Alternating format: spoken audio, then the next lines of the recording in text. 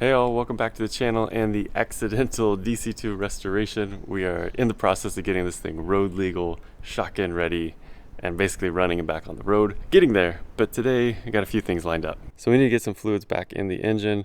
We got our oil, we got a Honda, this is the Hamp oil filter, made in Japan, but Honda like accessory parts or whatever. Got our little coolant filler from Astro. We got long life green coolant, 2 liters full concentrate, mix that up and get it in there.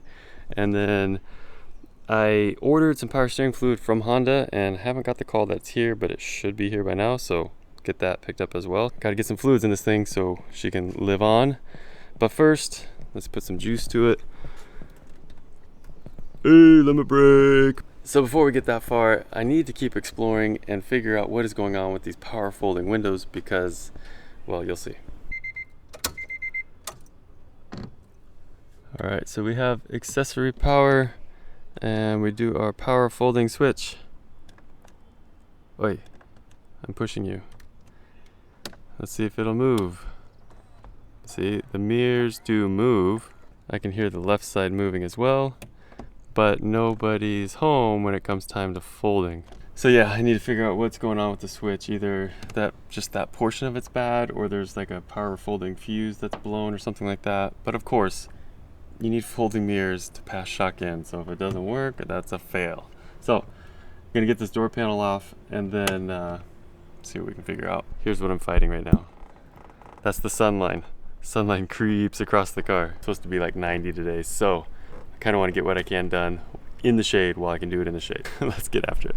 Oh, you all ain't never seen an encapsulated with junk yuckiness screw like that. What the heck? The whole thing's coming up together. Well, I thought there was no way that would spin in there, but now we have a side mission of trying to get the screw out of there. What the heck? It's sliding beneath the yuck. Well, can someone explain to me what's going on here? So take off the door panel. These two are plugged into the window switches, and that's the mirror control switch. And then a bunch of loose cut wires. What in the heck? And why would there be loose cut wires? These go to a tweeter, aftermarket speaker was installed. Tweeter's obviously MIA, and so there's some more funky wiring or something going on there, but what the heck? Why would there be all these just extra cut wires? And this was just loose in the door, and this big guy up here was also not hooked up. It was just loose in the door. I'm gonna probably take all this plastic sticky yuck stuff off and try and figure out what's going on, but that just doesn't make any sense to me right now. Okay, so let me update you on the situation. A, the sun line has almost reached me. B, I took out the door speaker because there's just a bunch of extra stuff there. I'm trying to figure out what's going on with this wiring. You can see it's all the way over here. This was the one that had the cut wires on it. This is huge pin connector. I have no idea where this goes. You got these wires that were snipped off of it, and the rest of them run just looks like uninterrupted into the cabin side, chassis side, and then the other two, this clip wasn't plugged in when I took the door panel off, but it plugs in here, and I think this would be like controlling the lock mechanism if you turn the key so both doors would unlock. So we've got a total of 5 wires going into the mirror out there, again uncut. I don't know if this is modified or what's going on there. So kind of the brick wall I'm running into is, I don't know what it's supposed to look like. I've tried Googling on my phone, but that's just terribly inefficient. So when I look up, when I look up JDM power folding mirrors, there's like a black relay box that's sold with the mirror sets, and I don't know if that's somewhere in the cabin. Obviously it's not here on the door. Like S13's had the relay window amp box on the door, but it's got a tiny little blue connector. It doesn't explain this massive unterminated whatever connector. The other thing is, when I bought the car, these were in the trunk. This is a door lock solenoid thing, and came with another handle. As you've seen in past videos, like the door handle just doesn't pop and release. So I thought someone had planned to switch it out, and so they just put the spares in the car. But what I found was from this, the door lock mechanism that was just floating in the trunk, these 2 large wires coming off it match the 2 large wires coming off of that unpinned or unclipped, unconnected connector.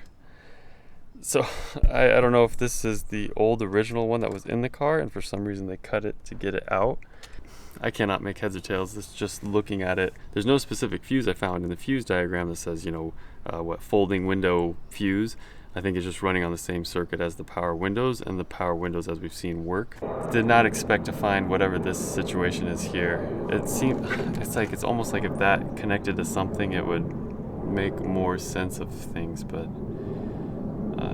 I'm perplexed at the moment. Update to the update. The big mystery plug, it seems to be for an old like keyless entry system that this car probably used to have, and then someone swapped it out when they redid the door locks possibly, and then just got rid of it, is my guess. But yeah, I found on Yahoo I can buy like complete door harnesses, and they have this with a separate like control unit for it, so I think that's all part of a like a push button keyless entry thing. And then I took apart the mirror switch, just seeing if this was like corroded and black or burnt or whatever. Nothing looked really out of place. I took it like all the way apart. It doesn't click down now, so maybe I botched something, but anyway, I'm kind of leaning just this switch being bad. Then I found my window relay control box is tucked up in there as it I guess should be. It's all plugged in, so unless it is bad, it is in place, but I think it's good because I have, you know, up and down, left and right movements. So I just need to get power to get to the mirrors to fold them in, so I'm just not sure where the break in that system is.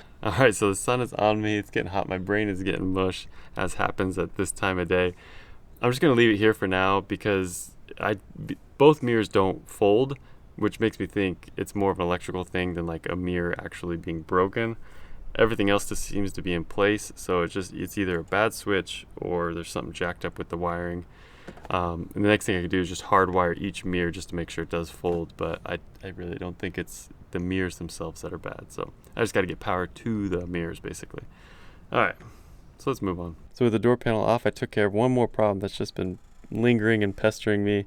When you pull the door handle from the exterior, the door won't pop and actually open. It'll just be kind of like dead, nothing happens, and then finally you do it, and maybe it'll go. So I've already got it back together, but I'll just give you a quick rundown of what I did just in case you're having the same problems. Take that C-clip off of right here, and undo your two 10mm bolts, undo these couple screws. So then once all that's loose and removed, you can get the door handle out of the door itself. I lengthened the adjusting rod by 1 turn, and it seems like it gives it just a little bit more throw to actuate the locking mechanism or the pop mechanism down below. So hopefully that makes sense, but basically lengthening that adjusting rod for the door handle just allows a little bit more throw, and now it will deactivate or depress or actuate or whatever the word is. So it just seems like it was just a little bit too short, maybe just got fatigued over the years or something like that and wasn't traveling as much as it should.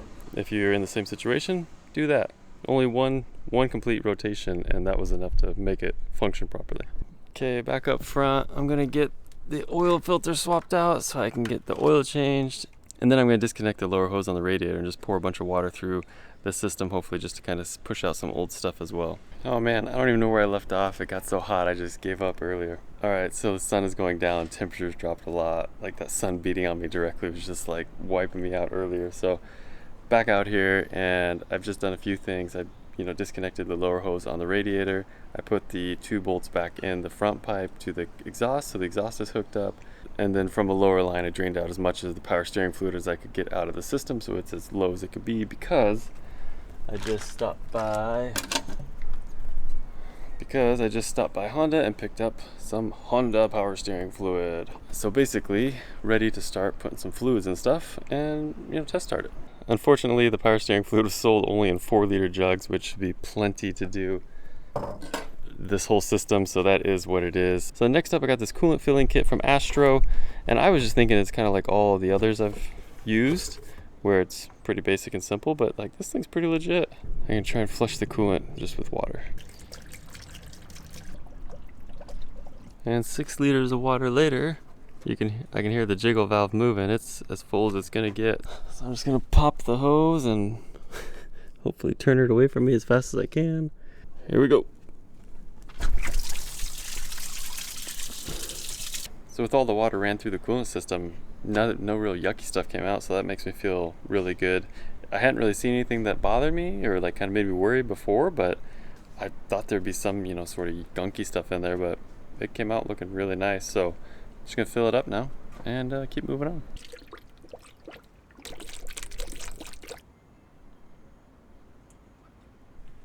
Alright, let's get some oil in it.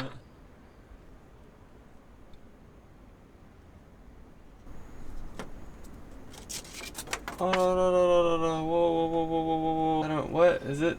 What did they sell me? I thought I bought some mad JDM oil. This is Kirkland. I don't know what's going on here.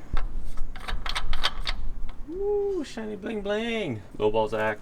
Well, I guess this is the point where I could start it. Power steering fluid is in. It's gonna suck down immediately. I got the wheels turned.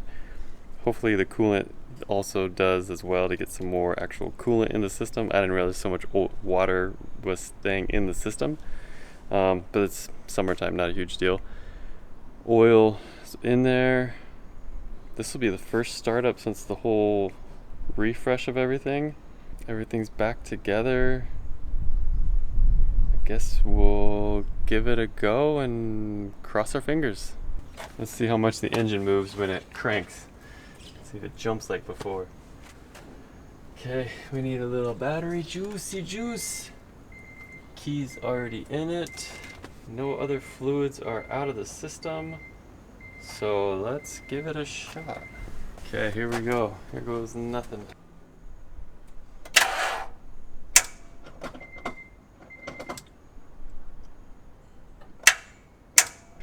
Oh man. How, what melodramatic, what a letdown. It appears the battery might be dead. Let's check. 11.3, that ain't gonna do it. Talk about kick a guy when he's getting ready to maybe succeed. I'm gonna have to throw that on the charger, I guess. That sucks.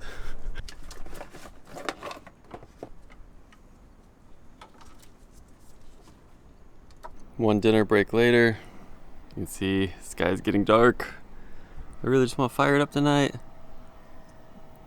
Little charger says we got 12.6 volts currently, 12.8. So I'm gonna pop it off and see how she goes. I just want to start it one time. First start, round 2. Let's do this.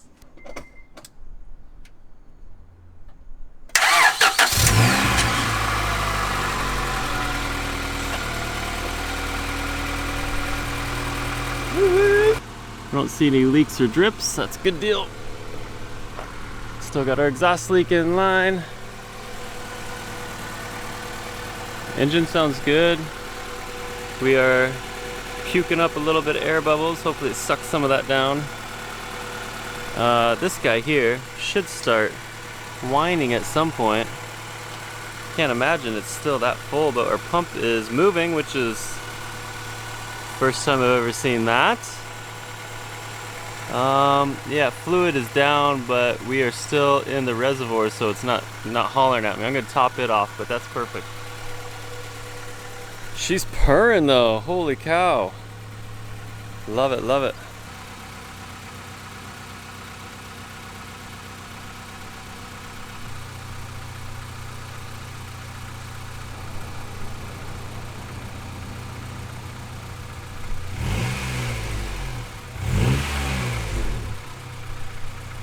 The AC is spinning. Obviously there's no switch on or anything like that, so the clutch is not engaged on it, but it smells like stuff is burning off as is normal. I don't know, I don't see anything too abnormal. I'm curious about where the header here meets that front pipe. I talked to the guy at Honda and there's supposed to be a gasket for that, which it's 2 rings that kind of get crushed in there. So if I have a leak there, then that's no good for shock end. I put it back together as I took it apart, but I don't think it's actually leaking. It's not too hot yet. Oh, it's starting to warm. It'll take a while for that thermostat to open up. We also have no way to get stuff through the heater core. Breaking the wheel a couple times, get the system hopefully bled out a little bit. This exhaust is really quiet. Yeah, that's totally not gonna make anyone angry. That's really quiet.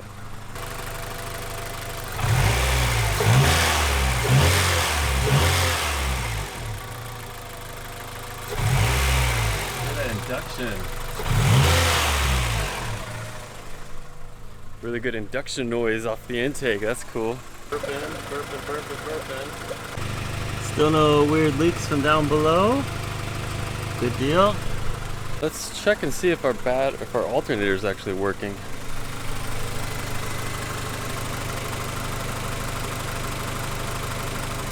There we go. So yeah, with it running, it's at 14.1, and just before I hooked the battery up, it read 12.6. So alternator is working. That is awesome. I mean, it's a new alternator, but who knew if there was bad wiring or something in there. As should be the case, this sounds like it's running way quieter. I guess that valve lash, that probably really helped a lot. I mean, I think before, you know, it had a really pretty good knack to it. A little tick, tick, tick, tick, tick, knack, knack, knack, knack, knack, knack sound. So, yeah, car is coming back to life. The engine temperature is coming up, and that's, I think, the fastest it's ever come up. And it's ran a little bit longer than this before. So I think that old thermostat that was just, you know, leaking coolant through the whole time definitely was not letting it, well, hey, I got headlights. I got brights. First time seeing those.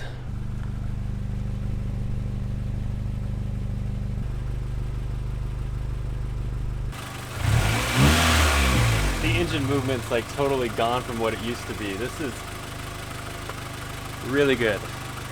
Oh boy. What a surprise here. Look at this. Look at this. We got blue running lights in there. I had no idea.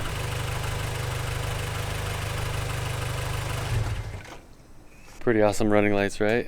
I can't believe how good this thing seems to be running now. Like, first startup, no hiccups. I didn't really expect anything. I didn't change anything. I just replaced a lot of stuff. You know, I didn't modify anything. I just replaced a whole bunch of bad parts. God, it sounds and it's running amazing.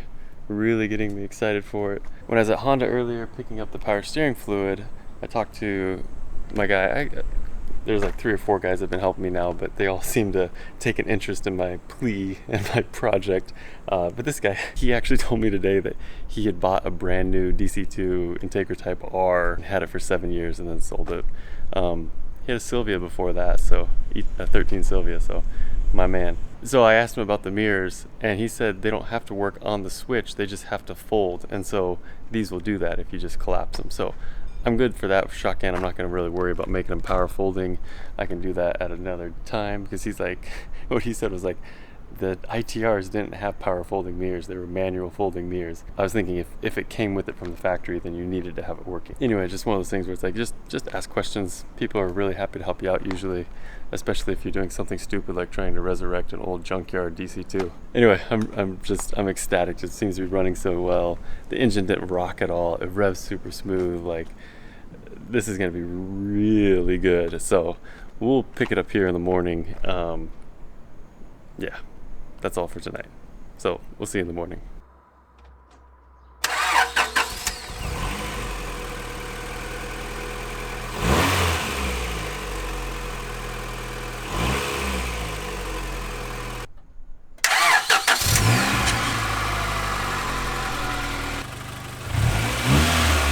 The engine movement's like totally gone from what it used to be. This is really good.